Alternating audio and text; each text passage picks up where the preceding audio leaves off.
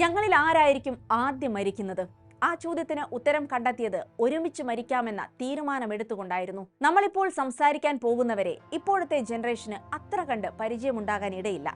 പഴയകാല യൂറോപ്യൻ സിനിമകളിലും വേദികളിലും നിറഞ്ഞു നിന്ന കെസ്ലർ ട്വിൻസിനെ കുറിച്ചാണ്. ലെഗ്സ് ഓഫ് ദ നേഷൻ, ഒരു ജനതയുടെ കാലുകൾ എന്നാണ് ഇരട്ടകളെ വിളിച്ചിരുന്നത്. റോക്ക് ആൻഡ് റോളിന്റെ രാജാവ് എന്നറിയപ്പെടുന്ന അമേരിക്കൻ സംഗീതജ്ഞൻ എൽവിസ് പ്രെസ്ലിയോടൊപ്പം നൃത്തം ചവിട്ടിയവർ, ലൈഫ് മാഗസിൻ കവറുകൾ അലങ്കരിച്ചവർ, ലക്ഷക്കണക്കിന് ആരാധകരെ ആവേശം കൊള്ളിച്ചവർ ആലിസ് കെസ്ലറും എലൻ കെസ്ലറും. 2025 നവംബർ 17 തങ്ങളുടെ 89ാം വയസ്സിൽ അവർ ഈ ലോകത്തോട് വിട പറഞ്ഞു. മരണം മാത്രമല്ല, മരിച്ച രീതിയാണ് വാർത്തകളുടെ തലക്കെട്ടായതും ചർച്ചയായതും. പതിറ്റാണ്ടുകൾക്ക് മുൻപ് പരസ്പരം നൽകിയ വാക്ക് അവർ പാലിച്ചിരിക്കുന്നു. പരസഹായത്തോടെയുള്ള ആത്മഹത്യ എന്ന ഓപ്ഷൻ തിരഞ്ഞെടുത്തുകൊണ്ട് മരണത്തിന് പോലും വേർപിരിക്കാൻ കഴിയാതെ പോയ ഒരു ബന്ധത്തിന്റെ കഥയാണിനി. സ്വാഗതം ഇൻഡെപ്തിലേക്ക്.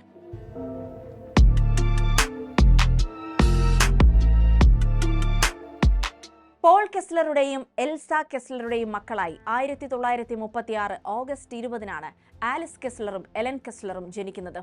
രണ്ടാം ലോക മഹായുദ്ധത്തിന്റെ ഇരുണ്ട കാലത്ത് അവരുടെ കുട്ടിക്കാലം കടന്നുപോയി. 6ാം വയസ്സു മുതൽ ഇരുവരും ബാലെ നൃത്തം പരിശീലിച്ചിരുന്നു. 11ാം വയസ്സിൽ ലൈപ്സിഗ് ഓപ്പറയുടെ ബാലെ ട്രൂപ്പിലേക്ക് പ്രവേശിച്ചു. പക്ഷേ കമ്മ്യൂണിസ്റ്റ് ഈസ്റ്റ് ജർമ്മനിയുടെ കടുത്ത നിയന്ത്രണങ്ങൾ അവരുടെ സ്വപ്നങ്ങൾക്ക് തടസ്സമായി. യുദ്ധാനന്തര കിഴക്കൻ ജർമ്മനിയിലെ ദാരിദ്ര്യവും നിയന്ത്രണം നിറഞ്ഞ കുട്ടിക്കാലത്തിനിടെ അമ്മ എൽസയാണ് അവരിലെ അസാധാരണ പ്രതിഭയെ കണ്ടെത്തുന്നത്. കുട്ടികളുടെ ബാലെ വിഭാഗത്തിൽ പ്രവേശനം നേടിയത് ഏകാധിപത്യ ഭരണകൂടത്തിൽ കിട്ടിയ അപൂർവ ഭാഗ്യം തന്നെയായിരുന്നു. 1952 16ാം വയസ്സിൽ കെസ്ലർ ട്വിൻസ് കുടുംബത്തോടൊപ്പം വിസിറ്റിംഗ് വിസയിലൂടെ കിഴക്കൻ ജർമ്മനിയിൽ നിന്ന് പലായനം ചെയ്ത് പടിഞ്ഞാറൻ ജർമ്മനിയിലെത്തി. ഭയവും ആശങ്കയുമല്ലാതെ മറ്റൊന്നും അവരുടെ പക്കലുണ്ടായിരുന്നില്ല. ഡ്യൂസൽഡോർഫിലായിരുന്നു താമസം. പലാഡിയം തിയേറ്ററിൽ കെസ്ലർ ട്വിൻസിന്റെ ആദ്യ പെർഫോമൻസ്. 1950കളുടെ തുടക്കത്തിൽ പാരീസിലെ ലിഡോ കാബാറെ വേദിയിലാണ് അവരുടെ അന്താരാഷ്ട്ര അരങ്ങേറ്റം. 1955 മുതൽ 1960 വരെ ഈ ഗ്ലാമർ സ്റ്റേജിൽ അവർ തിളങ്ങി. ഒരു മനസ്സ് രണ്ട് ശരീരങ്ങളെ നിയന്ത്രിക്കുന്ന പോലെയായിരുന്നു അവരുടെ ചുവടുകൾ.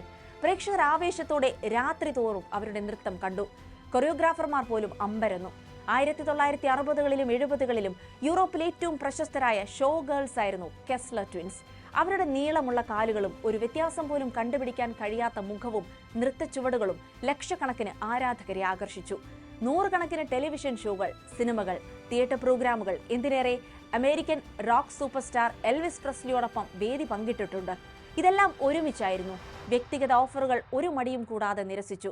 പ്രായം കൂടി, നൃത്തച്ചുവടുകൾക്ക് പഴയ വേഗത പോരാതെ വന്നതോടെ 1980കളായപ്പോഴേക്കും അവർ പതുക്കെ വേദി വിട്ടു. മ്യൂണിക്കിലെ ഒരു ആഡംബര ഫ്ളാറ്റിൽ ഒരുമിച്ചായിരുന്നു താമസം. വിവാഹം കഴിച്ചിട്ടില്ല, കുട്ടികളില്ല. ജീവിതത്തിന്റെ അവസാനം വരെ അവർ രണ്ടുപേർ മാത്രമുള്ള ലോകം. ഗുരുതരമായ ആരോഗ്യ പ്രശ്നങ്ങൾ ഉണ്ടായിരുന്നു ഇരുവർക്കും. അലിസിന് പാർക്കിൻസൺസ് രോഗം ബാധിച്ചു. നിരവധി അവയവങ്ങൾ തകരാറിലായി. എലന് ക്യാൻസർ ആയിരുന്നുവെന്നും റിപ്പോർട്ടുകളുണ്ട്. ഞങ്ങൾ എപ്പോഴും ഒരുമിച്ചാണ് ജീവിച്ചത്. ഒരാൾ മാത്രം ബാക്കിയായാൽ അത് ഭയങ്കരമായ ഏകാന്തതയായിരിക്കും.